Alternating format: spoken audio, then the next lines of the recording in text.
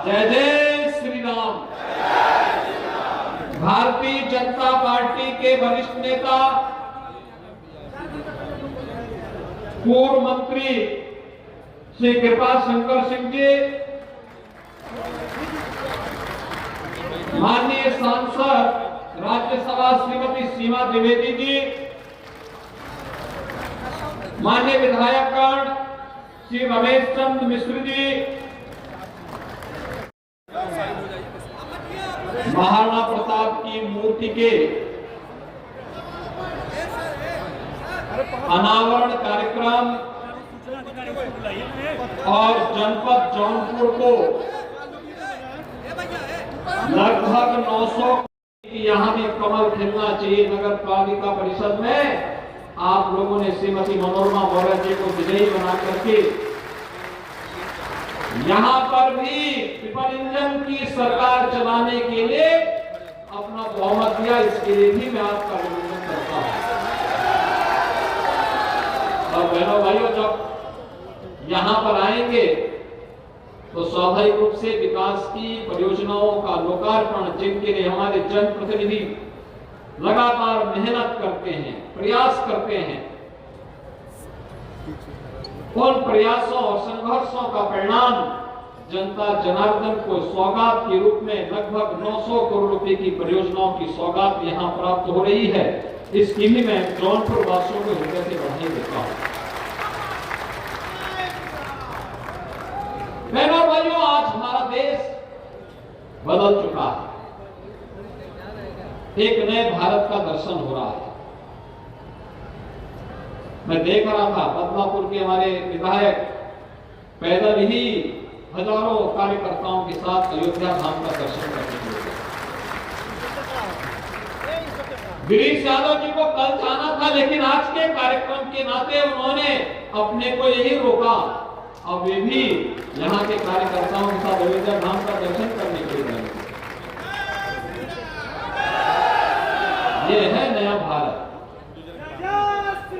याद करिए, पहले जय श्री राम का नारा लगाने पर लाठियां बरसती थी, और अब दुनिया जय श्री राम का दर्शन करने के लिए अयोध्या में। ये है नया भारत। आपकी आस्था का भी सम्मान है, और साथ साथ आपने देखा होगा मंच पर मोदी जी की गारंटी कैसे वेलफेयर स्कीम के माध्यम से दी जा रही है। यह भी आपने देखा होगा, गरीब कल्याणकारी योजनाओं का लाभ बिना भेदभाव की समाज के हर तबके को व्यवस्था भी दी जा रही है। ये नया भारत है। ये नया भारत दुनिया में सम्मान भी बढ़ा रहा है, तो देश को सुरक्षा भी दे रहा है। संस्कृति के संवर्धन के लिए कार्य भी कर रहा है, तो देश की समृद्धि के लिए भी अहर्निश प्रयास करके भारत को दुनिया की सबसे बड़ी अर्थव्यवस्था के रूप में भी स्थापित कर रहा है। बहनों और भाइयों, प्रधानमंत्री मोदी जी ने देश की आजादी के अमृत महोत्सव पर्व पर एक ही बात कही थी। 75 वर्ष की यात्रा हमारे सामने एक सपना होना चाहिए आज, कि जिसको हम 25 वर्षों के अंदर एक रोड मैप के रूप में आगे बढ़ा सकें। वो होगा विकसित भारत का। विकसित भारत, विकसित भारत। और विकसित भारत के लिए पंच प्रण का एक संकल्प प्रधानमंत्री मोदी जी ने प्रत्येक नागरिक को दिया। बहनों भाइयों, उसमें गुलामी के अंश को सर्वथा समाप्त करने का भी एक संकल्प है। और महाराणा प्रताप देश में गुलामी की जंजीरों को तोड़ने वाले एक महानायक के रूप में है। याद करिए, उन्होंने जाति मत मजहब से ऊपर उठ करके उन्होंने एक ही बात कही थी, सब कुछ होगा, घास की रोटी खाऊंगा, लेकिन विदेशी हुकूमत के सामने शीश नहीं झुकाऊंगा। अपने स्वामी इसके लिए लड़ते रहे। अकबर उस समय के बड़ी सेना के रूप में जाने जाते थे, लेकिन पास बड़ी सेना थी, लेकिन अंततः विजय तो 5 पांडवों की ही हुई थी।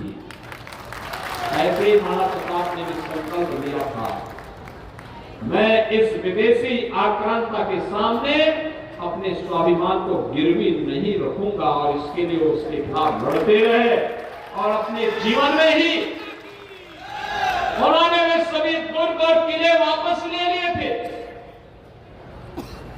जो अकबर ने छल से, छद्म से, युद्ध से महाराणा प्रताप से छीनने के प्रयास किए थे। महाराणा प्रताप ने अपने जीवन काल में ही युद्ध के माध्यम से इन्हें फिर से वापस लेकर के मेवाड़ के माध्यम से राष्ट्रीय स्वाभिमान का, राष्ट्रीय शौर्य का जो पताका फहराया था, आज भी सैकड़ों वर्षों के बाद उन्हीं स्मृतियों को जीवंत बना करके जब भी भारत के अंदर देश और स्वाभिमान की बात आती है, शौर्य और पराक्रम की बात आती है, हर भारतवासी के मन में महाराणा प्रताप का चित्र उभर करके सामने आता है। महाराणा प्रताप एक राष्ट्र नायक के रूप में, छत्रपति शिवाजी महाराज एक राष्ट्र नायक के रूप में, गुरु गोविंद सिंह जी महाराज एक महानायक के रूप में, झांसी की रानी लक्ष्मीबाई एक महानायिका के रूप में देशवासियों के सामने श्रद्धा के साथ हर भारतवासी इनका स्मरण करता है। और आज ये मेरा सौभाग्य है, जौनपुर की धरती परिश्रमी और पुरुषार्थी लोगों की धरती है। यहां पर लोगों ने अपनी मेहनत से, अपने परिश्रम से जौनपुर को एक पहचान दिलाई।